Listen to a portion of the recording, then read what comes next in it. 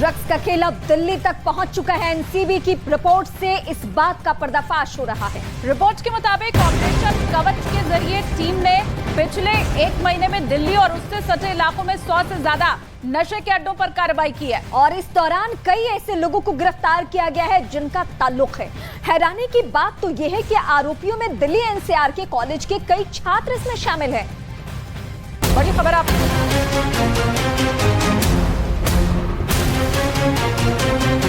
Drugs का मकड़जाल अब राजधानी दिल्ली तक पहुंच चुका है और जिसकी जद में नौजवान हैं। ये दावा एनसीबी के आंकड़े और दिल्ली पुलिस के बयानों में किया जा रहा है। इस मकड़जाल के हर घेरे को तोड़ने, माफियाओं के हर पैतरे को फेल करने और सप्लायर की नींव तक हिला देने के लिए दिल्ली और उससे सटे इलाकों में जारी है ऑपरेशन कवच। ऑपरेशन कवच ड्रग्स सिंडिकेट की कमर तोड़ने के लिए नारकोटिक्स कंट्रोल ब्यूरो के साथ साथ राज्यों की पुलिस भी अब सतर्क हो चुकी है और माफियाओं की नींद उड़ाने के लिए लगातार छापेमारी कर रही है।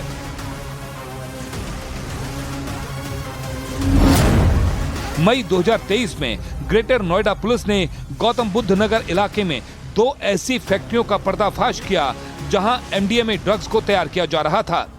सबसे हैरानी वाली बात यह है कि जिस इलाके में इस कारोबार को पनाह दी गई वो एनसीआर का एक रिहायशी इलाका था, जहां एक किराए के घर में अफ्रीकी मूल के कुछ लोग इस जहर को तैयार कर रहे थे और इसे दिल्ली एनसीआर में बड़े स्तर पर सप्लाई करने की तैयारी की जा रही थी। पुलिस के मुताबिक छापेमारी में 13 लोगों को गिरफ्तार किया गया है। पिछले कुछ सालों में जितनी तेजी से ड्रग्स माफियाओं का अड्डा दिल्ली बना है उसके कई सबूत हर दिन सामने आ रहे हैं, लेकिन जिस तेजी से ड्रग्स का कारोबार बढ़ा है उतनी ही तेजी से जांच एजेंसियों, नारकोटिक्स कंट्रोल ब्यूरो समेत राज्यों की पुलिस भी इस जहरीले दंश के विनाश के लिए तैयार हुई है और इसके सौदागरों पर नकेल कस रही है। दिल्ली में ड्रग्स माफियाओं के खिलाफ सख्ती से निपटने के लिए दिल्ली पुलिस का ऑपरेशन कवच अभियान जब से शुरू हुआ है तभी से इस सिंडिकेट को ऑपरेट करने वालों में खलबली मच गई है। ऑपरेशन कवच के जरिए दिल्ली पुलिस ने ताबड़तोड़ छापेमारी करके काफी मात्रा में ड्रग्स और उनके सप्लायरों पर नकेल कस दी है। अब ऐसे में सबसे बड़ा सवाल ये है कि दिल्ली में पनाह ले रहे इस जहरीले कारोबार का सरगना कौन है, किसकी शय पर इस जहरीले धंधे की प्लानिंग की जा रही है और कौन इसे तैयार करने के लिए कच्चा माल सप्लाई कर रहा है। एनसीबी की टीम डार्कनेट प्लेटफॉर्म से नशीली दवाएं बेचने वालों के खिलाफ कई बार कार्रवाई कर चुकी है। इस काम में शामिल कई सप्लायर इस वक्त जेल की सलाखें गिन रहे हैं। एनसीबी की टीम ने दावा किया कि उन्होंने साल 2021 में 47 मामले दर्ज किए गए थे और 40 आरोपियों को गिरफ्तार किया था, जिसके बाद 3 डार्कनेट सोशल मीडिया मार्केट को बहुत बड़ा नुकसान पहुंचा। इस साल मई में ही उन्होंने ड्रग्स के कारोबार में शामिल नोएडा के छात्र, दिल्ली के छात्र छात्रा को ड्रग्स की सप्लाई चेन के जरिए पकड़ा था, जो ऐप, वर्चुअल आईडी और डार्क वेब के जरिए ड्रग्स सप्लाई कर रहे थे और इसे दिल्ली ही नहीं गोवा, राजस्थान और कश्मीर में भेजने का प्लान था।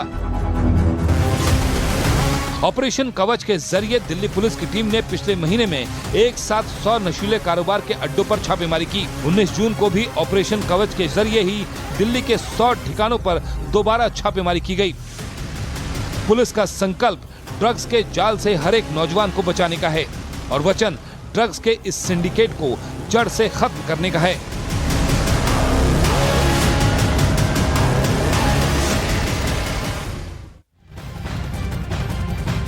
और सीधे अपने सहयोगी दीपक मिश्र का रुख करते हैं। दीपक, जब मुंबई में एनसीबी बड़े स्तर पे कार्रवाई कर रही थी उन दिनों ही इस बात की चर्चा होने लगी थी कि दिल्ली एनसीआर भी से अछूता नहीं है। अब जब बड़े स्तर पे कार्रवाई यहां भी हो रही है, गिरफ्तारियां हो रही है, तो क्या इसका असर आने वाले वक्त में देखने को मिलेगा? क्या क्लीन दिल्ली होने का ख्वाब हम देख पाएंगे?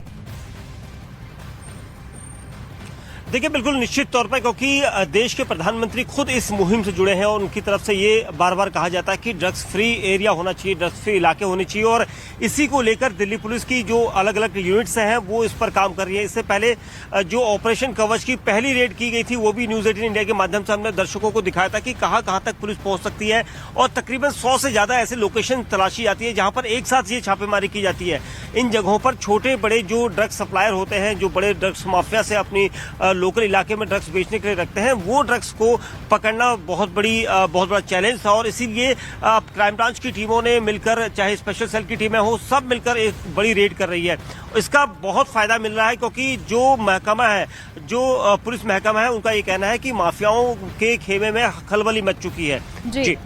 अब दीपक आप बने रहिए, आगे भी लौटेंगे और अपडेट आपसे लेंगे, लेकिन इसी बीच जो बड़ी खबर मिल रही है वो दर्शकों को बता दें। देखिए, दावा अब ये किया जा रहा है कि ड्रग्स माफियाओं के ड्रग्स सप्लाई का तरीका बदल चुका है। अब ड्रग्स सप्लायर इसके लिए ऑनलाइन ऐप और सोशल मीडिया के जरिए सौदा कर रहे हैं ताकि इनकी गिरफ्तारी न हो सके। और ड्रग्स सिंडिकेट चलाने वाले ये गैंग करोड़ों की ड्रग्स की खेप को pan India dark net drugs syndicate के जरिए बड़ी आसानी से खपा रहे हैं।